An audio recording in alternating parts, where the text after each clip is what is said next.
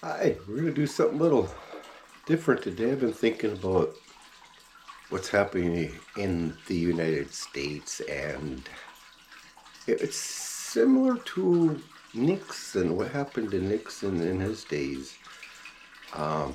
Very similar stories. It's kind of eerie. There's a few other things I'll bring up later that are similar to Nixon and Donald Trump. No bashing of Trump today. This is about Kent State in Kent, Ohio. It happened May 4th, 1970. I was 10 years old, and I still remember this. I was a news junkie really young, and I remember all the protests for the Vietnam War. And what I remember is tear gas from the National Guard and rocks throwing from the students. And I remember vividly the National Guard cresting the hill, and then all hell broke loose. There were 3,000 students protesting Nixon going into Cambodia and the Vietnam War. The students caused a lot of problems.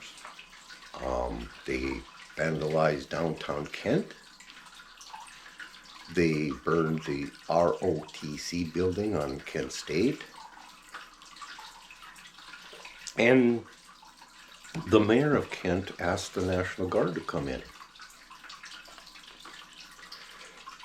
Well, the National Guard did come in, and there was a lot of tear gas and rocks. And I still remember, like I said, the National Guard cresting the top of that hill. Students were below, and they opened fire with live ammunition on unarmed students. 4 students died, 9 were injured. Widespread anger about Nixon and Vietnam War and everything that was happening was widespread in the United States. They were totally against Nixon. And if you want to hear a song, if you are too young to know, listen to Ohio. It's called Ohio, from Crosby, Stills, Nash and Young.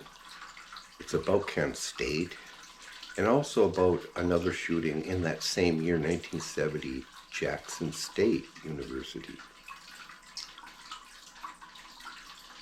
Now, there's a lot of protesting going on, a lot of tear gas, and I'm afraid with National Guard troops going in, we're going to have another situation like this, or even worse.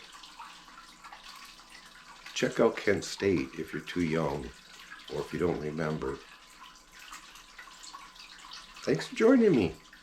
I hope you enjoyed this little history segment.